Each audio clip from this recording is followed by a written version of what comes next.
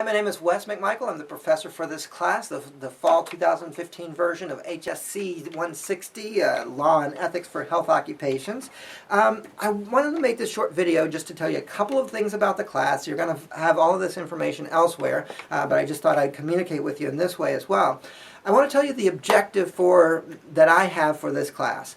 I want you to learn to think legally and ethically about the practice of medicine.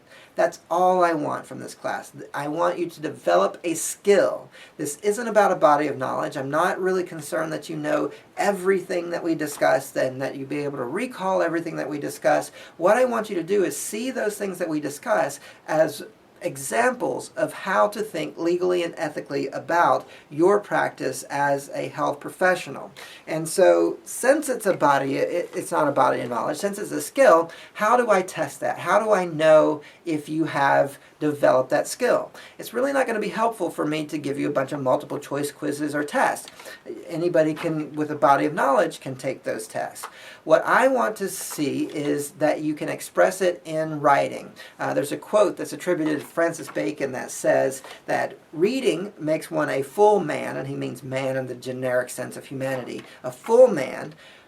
Conversation makes one a ready man, and writing makes one an exact man. So he means that somebody who reads gets full of knowledge. Somebody who has conversations is able to quickly kind of respond to ideas. But somebody who writes is exact, is precise. And so when you write, you can't fake it. If you write, you have to know how to use this skill, and that's the best way for me to assess it. So this class, all of the assignments are written assignments. There are going to be 6 short essays in the class. They're 650 words long. They're going to be due about every 2 weeks. There's a gap around the Thanksgiving time because you're going to have a paper due shortly thereafter, and so there's a gap then. But just about every 2 weeks in the class, there is a 650-word essay, short essay due on the material that we cover. And I'm going to actually give you prompts to tell you what to write on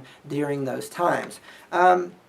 There's also a paper, which I just mentioned. It's an 1,800-word paper, and that isn't going to be a huge research paper where you get a lot of outside materials. It's mainly going to be on course material, but I'll have information available for you for that as well.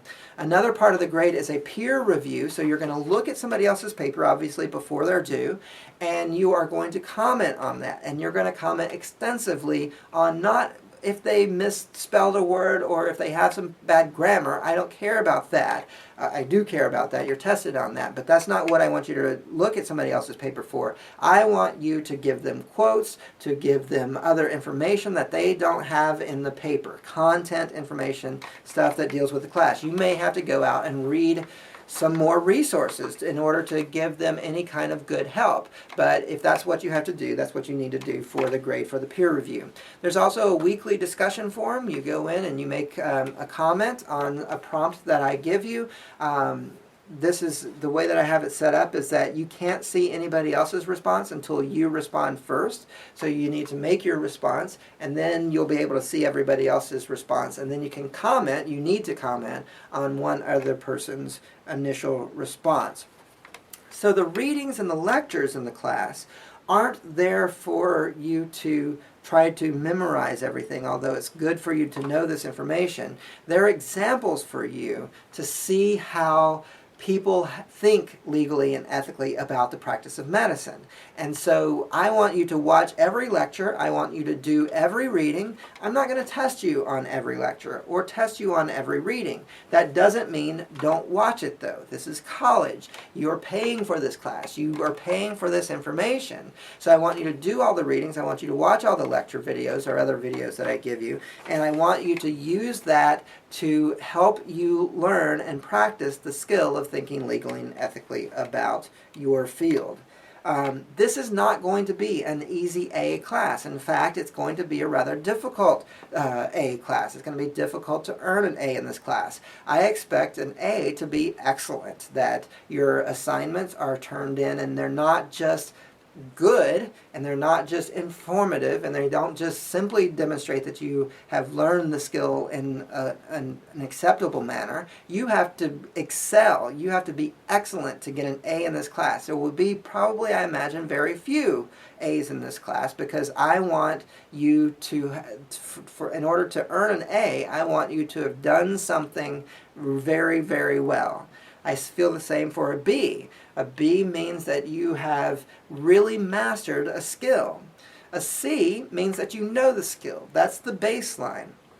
You've learned the skill, you're able to apply it. That's a high mark. A C is a high mark, I believe, because that shows that you know the skill. And that doesn't mean that you're below average on anything. I mean that you just learned the skill. D, of course, is that you did not learn the skill to my satisfaction, or at least you didn't demonstrate your knowledge of that skill.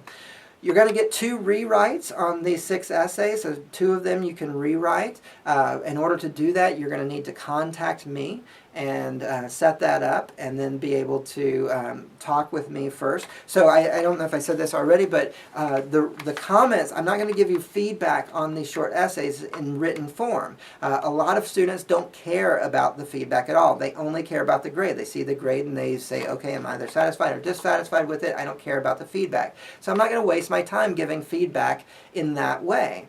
But I am happy to discuss your essays and your grades and all of those kinds of things. And so I want you to, and I'll do that orally, so we can do it via my phone, text message, text wouldn't be good, but FaceTime, Skype, any way like that that I can communicate with you. I'm more than happy to do that. So you just need to send me an email, and I'll get back to you. I try to get back within 24 hours, weekends 48 hours, but you just send me communicate with me in some way, and I will tell you everything you need to know about why you earned the particular score you did, and in the case of rewriting, how you can make that a better score than it was originally. Again, best way to reach me is by email. I'm rarely going to answer my office phone because I'm rarely going to be in my office. When I'm here, it's very difficult to get work done, to be able to do grading and that kind of thing. So I have an office hour from 9 to 10 on Monday and Wednesday, from 8:30 to 10 on Tuesday, Thursday. You can certainly call me during that time. If you're around campus, you can drop by during that time. But mainly I will try to respond through email, and I'll try to be quick about that. So I hope that you enjoy this class. I think this is a fascinating topic. This is actually the topic of my PhD. This is what I did my doctorate in, and so I love this material, and I'm looking forward to presenting this material to you, hopefully in a fresh way, and I'm looking forward to getting to know some of you throughout the course of the semester. Do well, do your best. I hope you enjoy the class.